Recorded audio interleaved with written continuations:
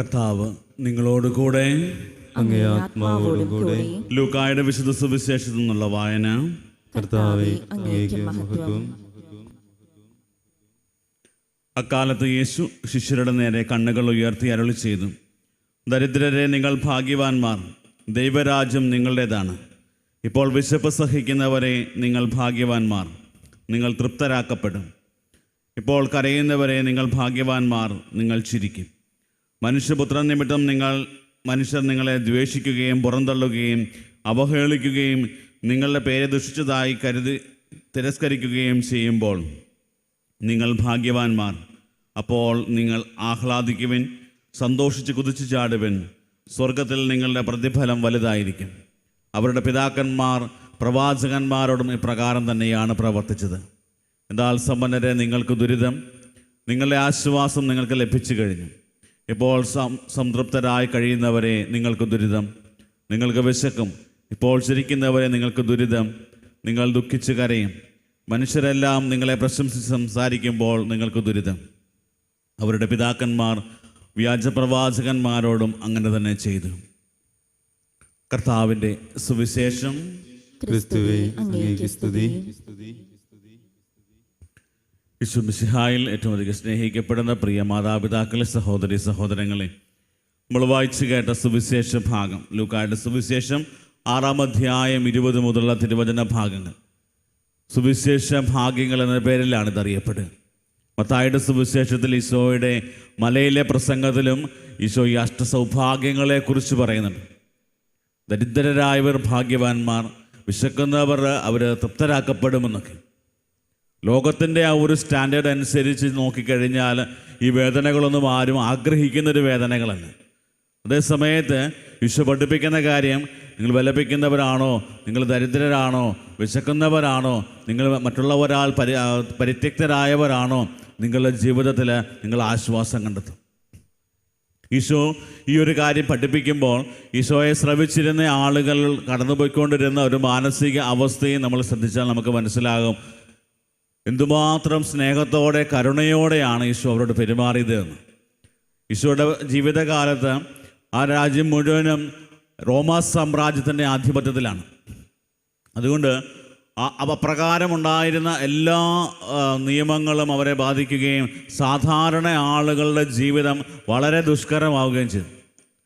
പട്ടിണിയും ദാരിദ്ര്യവും അവഗണനയും പരിത്യക്തതയും ഒക്കെ അവരുടെ ജീവിതത്തിൽ ഒത്തിരിയേറെ ഉണ്ട്. അവരെയൊക്കെ കണ്ട് അവരുടെ മാനസിക വിഷമങ്ങളും നൊമ്പരങ്ങളും ഒക്കെ കണ്ടറിഞ്ഞ് ഈശോയോട് പറയുകയാണ്, അവരെ ആശ്വസിപ്പിച്ചുകൊണ്ട് പറയുകയാണ്, നിങ്ങൾ ദരിദ്രരാണോ, നിങ്ങൾ ഭാഗ്യവാന്മാരാണ്, നിങ്ങൾ ആശ്വസിപ്പിക്കപ്പെടും.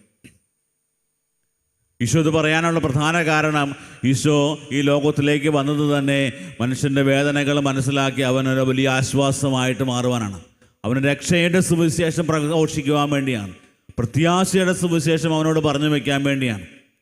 വേദനിക്കുന്ന ആളുകളോട് നമ്മൾ പറയുമ്പോൾ ഞാൻ നിൻ്റെ കൂടെയുണ്ട്, നീ വിഷമിക്കേണ്ട, ഞാൻ നിൻ്റെ കാര്യങ്ങളിൽ ഞാൻ ഇടപെട്ടോളാം, നിന്നെ സഹായിച്ചോളാം എന്ന് പറയുന്നത് വലിയൊരു ആശ്വാസമാണ്. ഈശോയുടെ ജീവിതത്തിൽ പരസ്യ ജീവിതകാലം ശ്രദ്ധിച്ചു കഴിഞ്ഞാൽ ഈശോ ആ പരസ്യ ജീവിതകാലം ആരംഭിക്കുമ്പോൾ തന്നെ ഈശോ പറയുന്ന കാര്യം, അന്ധർക്ക് കാഴ്ചയും ബധിരർക്ക് കേൾവിയും അതുപോലെ അടിച്ചമർത്തപ്പെട്ടവർക്ക് സ്വാതന്ത്ര്യവും ദരിദ്രരോട് സുവിശേഷവും പ്രഘോഷിക്കാനായി ഞാൻ ഇത് അയക്കപ്പെട്ടിരിക്കുന്നു. ഈശോയുടെ നയം കൃത്യമായിട്ടും ഈശോ അത് വ്യക്തമാക്കി. എല്ലാ സാഹചര്യങ്ങളിലും വെറുക്കപ്പെട്ടവരെയും അവഗണിക്കപ്പെട്ടവരെയും പരിത്യക്തരായവർക്കൊക്കെ ഒരു പ്രത്യാശയുടെ സുവിശേഷം നൽകുന്ന ഈശോയെ കാണാൻ പറ്റും. ഈശോയുടെ ജീവിതം പരിശോധിച്ച് കഴിഞ്ഞാൽ തുടർന്നുള്ള ജീവിതത്തിൻ്റെ ഓരോ മേഖലകളിലും ഈശോയുടെ അടുക്കലേക്ക് വരുന്ന ഒത്തിരിയേറെ ആളുകളെ അനുകമ്പയോടെ കരുണയോടെ നോക്കാനായിട്ട് ഈശോയ്ക്ക് സാധിച്ചു. വിശക്കുന്നവനാണോ, അവൻ്റെ ആവശ്യം കണ്ടറിഞ്ഞ് അവന് അപ്പം നൽകിയവനാണ് ഈശോ. ദാരിദ്ര്യമുണ്ടോ, അവനെ ആ ദാരിദ്ര്യത്തിൻ്റെ അവസ്ഥയിലും അവനെ സ്വീകരിക്കുവാനും ആശ്വസിപ്പിക്കുവാനും അവനൊരു വലിയൊരു പ്രത്യാശ നൽകുവാനായിട്ട് ഈശോയ്ക്ക് സാധിച്ചു. സമൂഹത്തിൽ എല്ലാവരാലും വെറുക്കപ്പെട്ട ഒത്തിരിയേറെ ആളുകളുണ്ടായിരുന്നു. ഉദാഹരണത്തിന് കുഷ്ഠരോഗികൾ. ഒരുവന് കുഷ്ഠം ബാധിച്ചു കഴിഞ്ഞാൽ അവനെ സമൂഹം മുഴുവൻ അവനെ മാറ്റി നിർത്തും. സ്വന്തം വീട്ടുകാർ പോലും അവനെ ഒറ്റപ്പെടുത്തും. അങ്ങനെ മാനസികാവസ്ഥയിൽ കടന്നു പോകുന്ന അവനെ തൊട്ട് സുഖപ്പെടുത്തുന്ന ഈശോയെ കാണുന്നുണ്ട്. ഒരു കുഷ്ഠരോഗിയെ തൊട്ട് കഴിഞ്ഞാൽ യഹൂദരുടെ നിയമം അനുസരിച്ച് അവൻ അശുദ്ധനായി. അപ്പോൾ അതുപോലെ എല്ലാവരെയും ചേർത്ത് പിടിക്കാനായിട്ട് മനസ്സ് കാണിച്ച് ഈശോ എപ്പോഴും അവരുടെയൊക്കെ വേദനകളിലും നൊമ്പരങ്ങളിലുമൊക്കെ ഈശോ പറഞ്ഞു വെച്ചൊരു പ്രധാനപ്പെട്ട കാര്യമുണ്ട്. നീ വിഷമിക്കേണ്ട മകനെ, മകളെ, നിൻ്റെ നിലവിളി എൻ്റെ പക്കലെത്തിയിട്ടുണ്ട്. നീ ആശ്വസിപ്പിക്കുവാനായി ഇതാ ഞാൻ നിൻ്റെ കൂടെയുണ്ട്. ഇമ്മാനുവേലായ ദൈവം നമ്മോട് കൂടെ എന്നറിയപ്പെടുന്ന ഇമ്മാനുവേലായി ഞാനിതാ നിൻ്റെ മുമ്പിലായിരിക്കും, നിൻ്റെ വേദനകളിൽ ആശ്വാസം പകരുവാനായിട്ട്. ഈ ഒരു വലിയ സന്ദേശം ആ ജനത്തിന് നൽകിയപ്പോൾ അതൊരു വലിയ പ്രത്യാശയുടെ സുവിശേഷമായിരുന്നു. പ്രിയപ്പെട്ടവരെ, തൻ്റെ ജീവിതം മുഴുവനും അപ്രകാരം മറ്റുള്ളവരുടെ ആ സന്തോഷത്തിന് വേണ്ടി ജീവിതം മാറ്റിവെച്ചു നന്മ ചെയ്ത് കടന്നുപോയവനാണ് ഈശോ.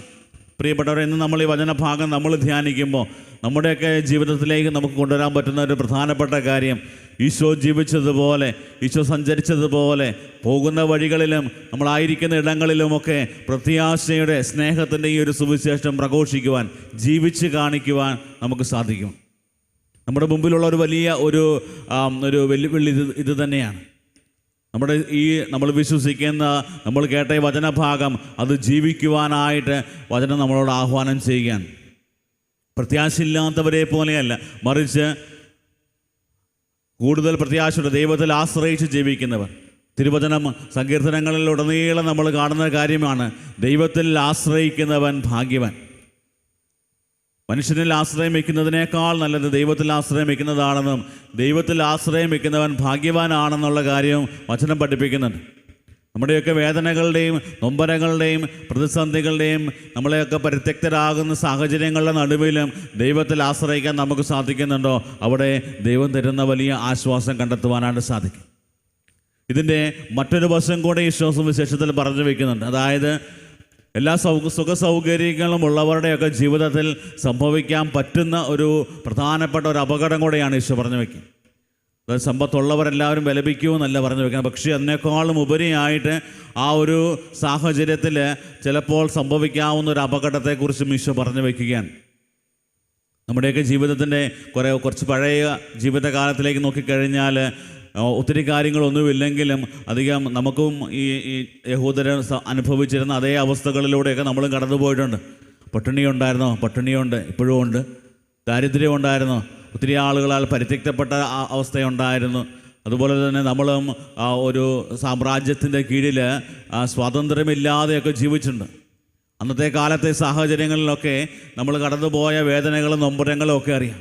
പക്ഷെ ഇന്നൊക്കെ ആണെങ്കിൽ എല്ലാ സുഖ സൗകര്യങ്ങളും അതുപോലെ തന്നെ ആവശ്യത്തിന് സമ്പാദ്യങ്ങളും സമ്പത്തും ഒക്കെ ആയിക്കഴിഞ്ഞ് അപ്പോൾ നമ്മൾ ചിന്തിക്കുന്ന ഒരു ചിന്തയുണ്ട്, ദൈവം ഇല്ലെങ്കിലും കുഴപ്പമില്ല.